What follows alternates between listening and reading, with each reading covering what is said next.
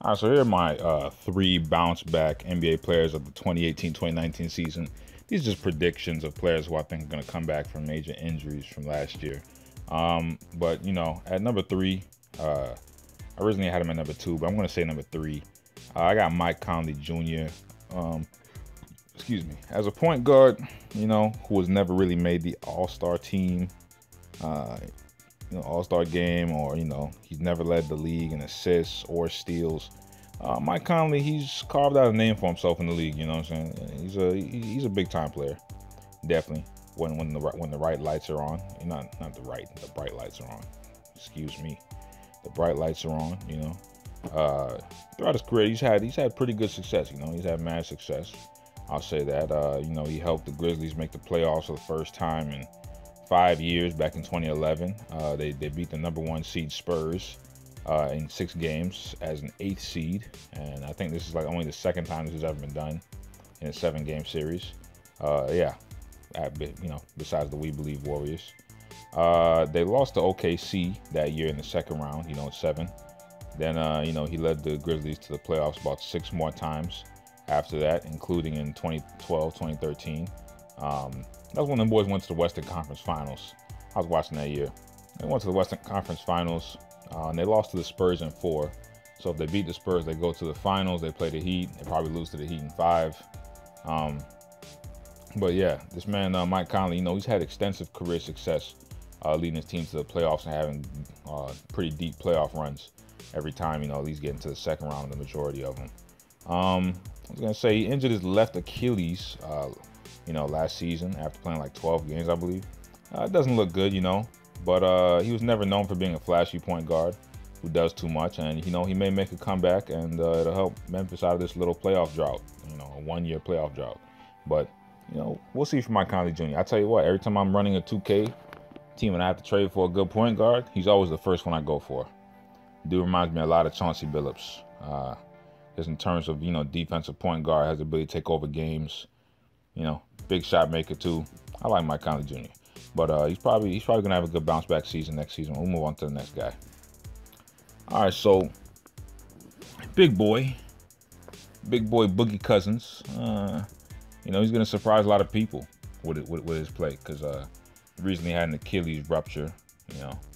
And the thing is, people understand is he doesn't really require a lot of athleticism to his game, right? So you're never really gonna see Boogie Cousins out here catching alleys, doing between the legs dunks, whole bunch of cockbacks, all unnecessary shit.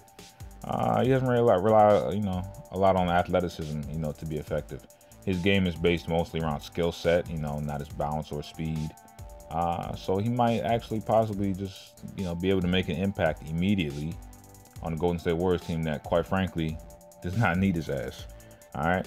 And he'd be forced to shape up there because, like I said before, they do not need his ass. If he doesn't want to play right, let's just kick his ass to the rocks. That's simple. Let's just tell him to kick rocks. It's going to make it easy for him to eat down low with that 1v1 coverage because the floor is going to be so spaced out. And understand this, guys. Demarcus Cousins signed a 1-year deal for a reason. He signed a 1-year, $5 million deal for a reason. This season, he has something to prove. It's contract year, baby. Come on now. You already know what his contract. You already know what it is when it's contract year. You already know what it is.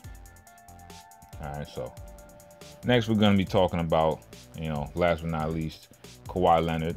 Now, the last time we saw Kawhi healthy, he was he was spanking the Golden State Warriors in the Western Conference Finals in Game 1, looking like fucking Pippen out here, Pippen taking some Jordan notes or something, some shit like that. He's looking for a second chip. And then he landed on top of Zaza Pacheep shot, in the words of my man Skip Bayless. Man, it's silly, yo. Right now, he's recovering from a quadriceps femoris thigh injury that punk ass nigga in San Antonio, or he used to be in San Antonio, Tony Parker, old bum ass.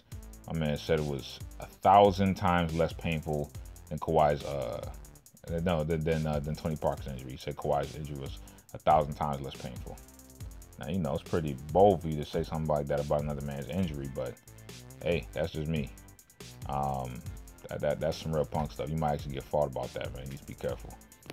Just be careful, man. Some motherfuckers out here fight on sight. And Kawhi looks like the type where once he snaps, it's over with. He's probably gonna murder you. So I definitely would not be fucking with that nigga too much. It's like when he's by his business, he probably means business. But you know, Kawhi is poised to play in a conference much weaker than his former, along with, you know, his hunger for a super, a new supermax contract. And trust me when I say we will see his best foot get put forward this season. He purposely rested himself during the playoffs, and he's been playing ball all summer. I believe that he's probably most likely healthy. However, this is the perfect landscape for him. A lot of people are doubting you. You're coming off injury. My nigga, let's see what you got. This is contract year. Let's see what you got. What can you do? Let's see what you can do. All right, nigga. You know, but it's all good. We got more coming. All right.